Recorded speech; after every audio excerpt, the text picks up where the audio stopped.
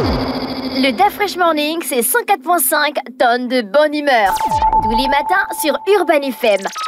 La meilleure radio de la capitale. La meilleure radio de la capitale. Vous êtes sur les 104.5 Urban FM, la station urbaine, et ce matin on reçoit dans notre émission Monsieur Jean-Juste, il est directeur de J-Prime Consulting, et avec lui on parlera des difficultés rencontrées par les PME au Gabon. Ça, vraiment, je ne sais pas si en 15 minutes on peut parler de toutes les difficultés des PME. Monsieur Nan, bonjour. Voilà le maximum. Rapprochez-vous du micro s'il vous plaît. Bonjour. Comment allez-vous? Je vais bien, merci. Alors merci d'avoir accepté notre invitation et déjà nous présenter J-Prime Consulting. Oui, J-Prime Consulting est un cabinet conseil en organisation et management des systèmes. Donc ça Quel signifie... système?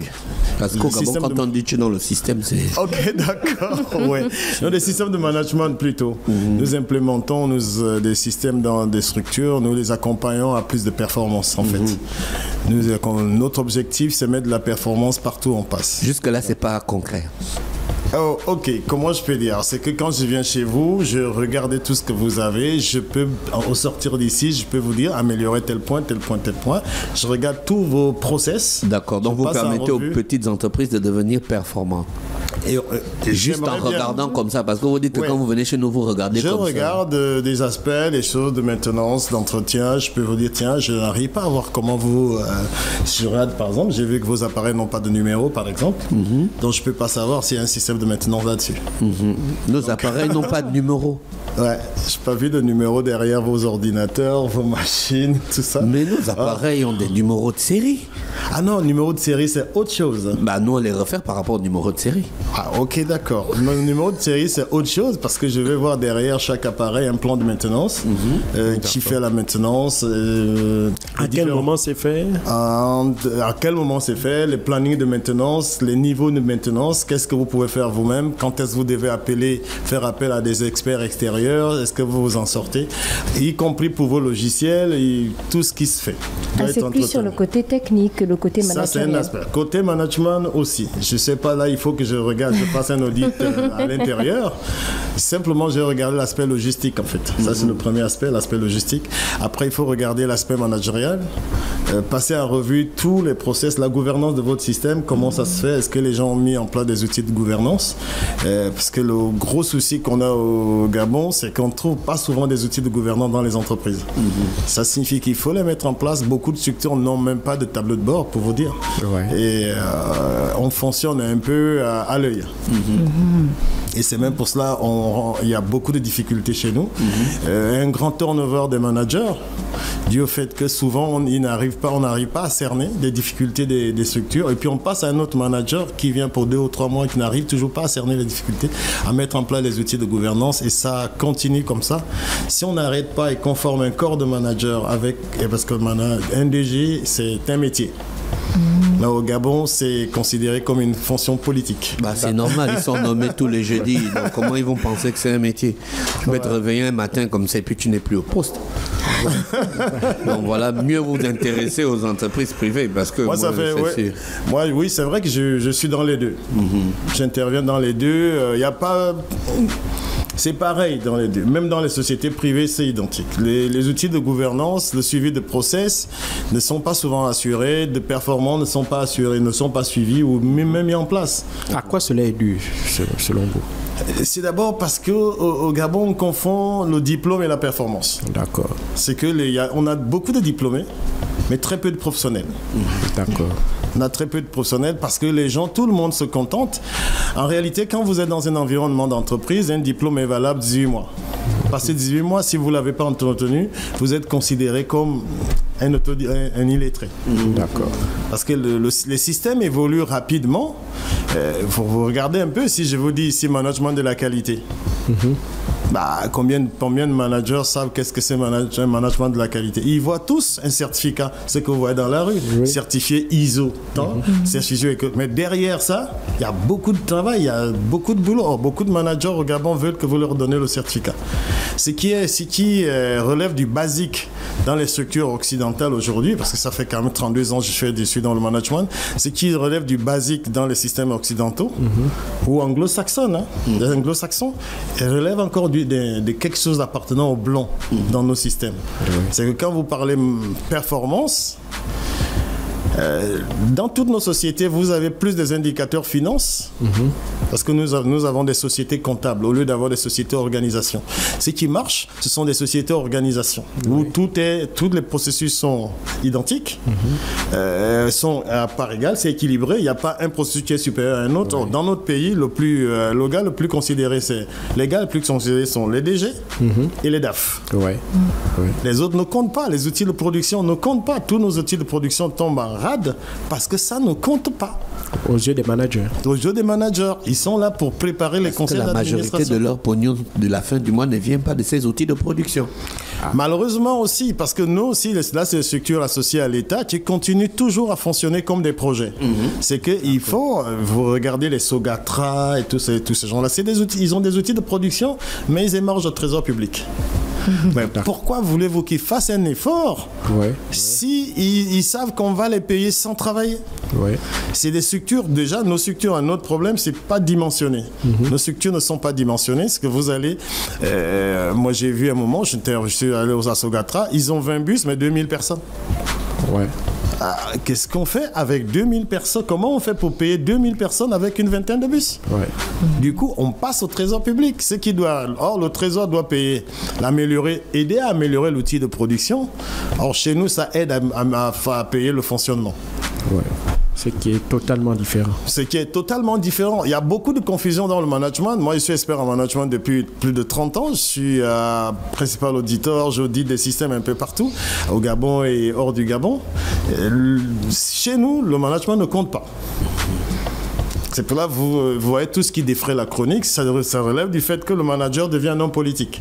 Il ne s'occupe pas de sa production, il s'occupe d'essayer de faire plaisir à son environnement politique. En se disant, avec ça, je vais garder le poste. Je peux vous assurer que, quels que soient les systèmes, si vous êtes performant et que vous arrivez à relever toutes les situations, on va vous garder. Mais non, ce n'est pas suffisant. C'est pas suffisant. Les outils de production sont tous abandonnés, je vous le dis, par expérience. Par expérience, que vous partez, vous rentrez dans une structure, vous dites, moi je suis venu, je vous ai fait une blague des numéros de système, je vous prends, on fait le tour des usines de production, vous allez vous rendre compte qu'on n'entretient rien. On n'entretient rien. Or, si vous n'entretenez pas l'outil de production, comment est-ce que vous pensez? Comment on fait? Prenez les sociétés de services.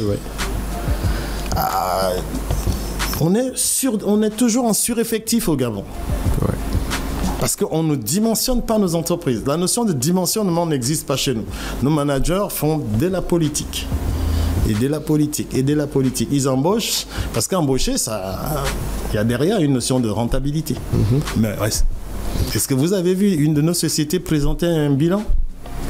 Non, non. Ils ne présentent pas de bilan. Ils ne présentent pas, non, jamais. On vous dit même que c'est confidentiel. C'est confidentiel. Or, ailleurs, c'est dans... Ailleurs. Ailleurs, pas seulement, même au Nigeria, chez les anglo-saxons, vous partez à la chambre de commerce, vous voyez le chiffre d'affaires de tout le monde, les bénéfices de tout le monde, rue par rue. Voilà pourquoi il y a la chambre de commerce. C'est vrai, la chambre de commerce au Gabon ne sert à rien. Ben oui. Mais il n'y a rien qui est enregistré là-bas. Moi, je fais beaucoup d'études. Je vais voir allez-y, faites un tour, vous êtes des journalistes. Essayez d'avoir les chiffres d'affaires de PME. À la chambre de commerce. À la chambre de commerce. Vous avez dit dans votre thématique du jour les difficultés rencontrées par les PME au Gabon. Quelles sont les principales? On va pas aller dans toutes. On peut pas aller, on va résumer, c'est à tous les niveaux. Je prends principalement 3. À la création. La MPI fonctionne bien. Quelques difficultés, mais ça va. Mais une fois vous créez, vous devez aller créer un deuxième agrément. Quel est l'intérêt d'avoir 2 agréments dans une république? L'agrément PME et l'agrément MPI. Et quand vous allez faire l'agrément PME, le dossier est tellement complexe que 100% des PME ne peuvent pas s'inscrire. Résultat, on va faire des inscriptions politiques. Ça ne marche pas. Là, c'est la création. Accès au marché. Il y a 2 aspects dans l'aspect au marché. Le marché public et le marché privé. Le marché public, c'est les codes de marché public, il n'y a pas plus anti-PME gabonaise que ce code de marché public. Ah bon. Le dossier administratif est tellement complexe que 100% des Gabonais, des PME gabonais ne peuvent pas être nickel à la CNSS, oui. nickel à la CNAMGS, oui. nickel aux impôts, ne serait qu'avoir ces documents à temps. Oui. Ça fait que moi, mon cabinet participe à des appels d'offres. Je suis souvent éliminé parce que je n'ai pas encore mon dossier administratif prêt. Les gens qui racontent que les PME ne savent rien faire, mais c'est du mensonge. C'est simplement qu'on ne gère pas les PME au Gabon. C'est du mensonge. Personne ne se dit, mais si on faisait un compromis, si je dois de l'argent à la CNSS et que je gagne le marché, on fait un compromis. Si vous gagnez, vous payez la CNSS. Bien sûr. Mais on nous met dans un cercle vicieux, vous perdez le marché et la CNSS est derrière pour vous contrôler. Ouais. Donc, vous n'avez pas d'argent pour payer, mais on vous contrôle, on vous fait des amendes, on vous fait ci, on vous tient, on vous tient par le cou. Le deuxième aspect, on parle souvent des banques. On dit, ouais, la banque, le président a créé une banque des PME. Ça ne va pas marcher. Il faut qu'on discute. Moi, ça fait 15 ans que j'ai une PME. Ça ne peut pas marcher. Une banque est une structure qui veut de la rentabilité. Nos règlements ne sont pas sécurisés. Le Gabon n'a pas légiféré sur les délais de règlement. C'est ce qui marche partout. Si vous ne légiférez pas sur les délais de règlement, la banque ne peut pas vous donner des crédits. Puisqu'elle n'est pas sûre de... Ils ne sont pas sûrs d'avoir de l'argent. Moi, je peux vous dire, j'ai une petite PME. Il y a des gens qui me doivent de l'argent depuis 2 ans. Et si j'avais pris un crédit, je serais étranglé. La banque ne peut pas vous prêter de l'argent sans qu'il sache comment vous rembourser de l'argent. Donc, les délais de règlement. Donc, je parle aussi de marché. Le marché, il faut qu'on revoie le code du marché public en faisant participer les PME. C'est trop rigide. C'est trop rigide. Il faut qu'on parte dans un régime de compromis, comme on fait avec la TPS. Bien sûr. On quitte le marché public. Le marché privé, il n'y a aucune règle. Et là, c'est encore pire. C'est pire. Vous ne savez pas... Jungle market. C'est à la tête du client, quoi. Mais vous ne savez même pas comment rentrer dans cette structure. C'est à la tête du client. C'est du gré à gré presque à 100%. Parfois, on vous appelle pour dire amenez votre offre. C'est parce qu'on veut arranger l'offre du cousin. Donc, résultat, on est presque à 100% du gré à gré. Ce qu'on dit quand on parle à la création, il faut qu'on supprime l'agrément PME. C'est sans intérêt, sans valeur ajoutée. Mais on paye ci, on paye ça. Mais on ne peut pas supprimer ça, puisque ça rentre dans les poches de quelqu'un forcément. Mais j'en sais rien. Je ne sais pas faire. S'il y a de l'argent, c'est que ça va quelque part. Mais c'est sans intérêt pour les PME. Oui, je suis d'accord. À l'accès au marché, on fait des compromis. On dit au président, c'est pas 150 millions qu'on doit donner aux gens. Déjà, on donne ça à quel type de PME les gens qui font les travaux publics. 150 millions. Les BTP. Les BTP. Merci. Qu'est-ce qu'on fait des prestations intellectuelles? Qu'est-ce qu'on fait de l'industrie? On ne veut pas ça. On veut qu'on organise le marché. Allez-y voir ce que la Côte d'Ivoire a fait, ce que le Sénégal a fait, ce que le Maroc a fait. Ils ont créé une structure qui collecte les besoins, même pour vous. Pour ouvrir une radio, vous savez ce que ça fait, non? C'est lourd. C'est presque la croix et la bannière. C'est lourd. On vous fait payer, vous n'avez pas de chiffre d'affaires. On vous dit sortez 1 million. Parce que dans le commun des fonctionnaires gabonais, tous les gens qui ont des PME sont riches. Là, c'est la parafiscalité. La mairie va venir, on vous demande de l'argent, la CNSS va venir, la CNAMGS va venir, les impôts vont venir, le commerce va venir. Tous ces gens-là vous étranglent et vous n'avez rien. Alors que vous n'avez rien. Vous n'avez rien. Mais ils vous étranglent. Moi, 16 ans après, je peux faire le tour de la chose. Mais pourquoi depuis 16 ans, le ministère des PME ne parle jamais des PME en termes d'organisation? J'ai jamais assisté à une réunion PME, que c'est seulement des réunions politiques. Dire, toutes les personnes qui ont des PME plus de 10 ans, asseyons-nous, discutons PME. On ne me parle jamais des PME. Est-ce qu'on dit qu'on ne veut pas payer la CNSS? Non, on veut payer la CNSS, on veut payer la CNAMGS, mais on n'a pas les moyens. Tout simplement. Aujourd'hui, l'État dit 150 000 dossiers posés à la fonction publique. 80% des emplois dans le pays, ce sont les PME. Mais comment vous pouvez vous rendre compte que on a 6 000 PME qui se créent chaque mois, chaque année. à l'AMPI, 6 000 environ. Il y a plus de 16 000 PME. Je suis désolé, je crois que ça va nous prendre 15 minutes. Il y a plus de 16 000 PME. Prenez les 16 000 PME divisé par 150 000. On absorbe les 150 000 emplois. Réorganisons, faisons les états généraux des PME.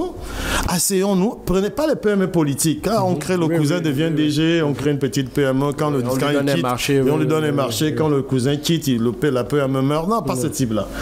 Non, on veut des gars qui sont constants depuis plus de 10 ans. Depuis plus de 10 ans, on s'assied avec eux, on discute de l'évolution des PME. Je vous assure que si vous voyez la Côte d'Ivoire décoller, c'est grâce aux PME. Ouais. Le Sénégal décoller, c'est grâce aux PME. Le Maroc, le Rwanda, c'est grâce aux PME. Il y a même des pays comme l'Italie sont de grandes puissances industrielles parce que 60 à 70%. Est-ce qu'au Gabon, vous pouvez partir d'une TPE, des très petites entreprises, à une PME, à une grande entreprise? Non. Or, c'est ça la vie des PME. Oui. Vous commencez seul. Comme vous êtes ici, moi je vous ai vu évoluer, je suis venu ici, était Eben, je viens, c'est Urban, je vois que vous avez amélioré quelque chose. Après, vous prenez l'étage au-dessus. Non, ça n'a jamais été Eben. C'est peut-être... Depuis 14 ans, depuis 14 ans, c'est Urban. Désolé. Moi, je suis venu ici avec un ami, j'ai vu comment c'était. Je reviens ici, c'est autre chose. Il y a une salle d'attente propre, il y a tout ça, c'est bien. C'est une évolution. Demain, vous prenez le dessus, vous créez une télévision. Après, vous prenez tel. C'est ça l'évolution d'une PME. On a créé la télévision, on nous a arrêté net. L'administration. C'est toujours ce poids administratif qui fait que personne ne regarde les PME en dehors de l'aspect politique et administratif. Oui. Vous avez des gens qui gèrent des PME qui ne savent même pas. Qu'est-ce que c'est une PME? Vous croyez que la petite dame, la petite PME, TPE qui vend les gâteaux au bord de la rue, là, c'est facile? Non. Mais faites-le. Vous allez voir si c'est pas facile. Mais quel est le rôle des microfinances dans ce cas? C'est sans intérêt. Parce que les microfinances sont hyper chères. D'abord, les conditions sont les mêmes. Il faut sécuriser vos règlements. Les conditions sont les mêmes. Les microfinances ne sont pas là pour distribuer de l'argent type Fodex. Quand vous partez, on vous dit comment vous faites pour rembourser le crédit. Si vous emmenez le bon de commande d'une structure de l'État, les gens vont vous dire « Ah non, on n'est pas sûr qu'ils vont vous payer. Ouais. » N'amenez même pas quelque chose à... Vous emmenez un bon de commande de la SE aujourd'hui, vous êtes sûr qu'ils vont payer dans les 90 jours? Ouais. Mais partout où vous passez... Et c'est même ce que vous venez de dire, le problème de me payer dans les 90 jours. Mes charges ne peuvent pas attendre 90 jours. Et c'est eux qui décident ça unilatéralement. Unilatéralement, il n'y a pas de loi. Non, moi, je connais des pays 30 où on jours vous après le dépôt de la facture. Alors que moi, j'ai déjà fait le service. C'est pour ça qu'il parle de légiférer sur les Il faut légiférer sur les délais de règlement. Tant que l'État ne légifère pas sur l'accès au marché et les délais de règlement, ça ne marchera pas. On fera toute la politique. Le président peut même venir dire, nous donne 200 millions par personne, ça ne marchera pas. Le principe, c'est que les gens qui poussent le président à décider sur les montants comme les 200 millions sont aussi les mauvais payeurs derrière, des petites PME, qui vous étranglent. On est tous étranglés, on est surendettés. Covid étant passé par là, ça s'est vraiment empiré. Ça s'est empiré, mais il n'y a personne qui parle de ça. On se bat tout seul. Tu veux avoir un marché, il faut avoir des connexions. Mais que fait donc le ministère? On a bien un ministère des PME. C'est pas le ministère. Non, je dis, que fait le ministère? Ça veut donc dire quand on crée un ministère, ça veut dire que le gouvernement a une vision en matière allez-y voir où ils sont installés. Oui, bon, c'est ça aussi. Allez-y voir là où ils sont installés, vous allez comprendre. Monsieur Nanjean, juste comment faire pour vous contacter, pour bénéficier des services de J-Prime Consulting? Par mail. Hein. Vous pouvez nous appeler par mail. Vous pouvez m'envoyer des mails directement, jjnong@jprimeconsulting.com, ou bien vous m'appelez au 077 16 58 00. D'accord. Et à n'importe quand. Donc, pour les PME, je peux rester jusqu'à demain. D'accord. Merci d'avoir accepté notre invitation. On vous souhaite de passer une bonne journée à l'écoute des programmes d'Urban FM. Merci, c'est bon. C'est moi qui vous remercie. Le DAF Fresh Morning, c'est 104.5 tonnes de bonne humeur. Tous les matins sur Urban FM. La meilleure radio de la capitale. La meilleure radio de la capitale.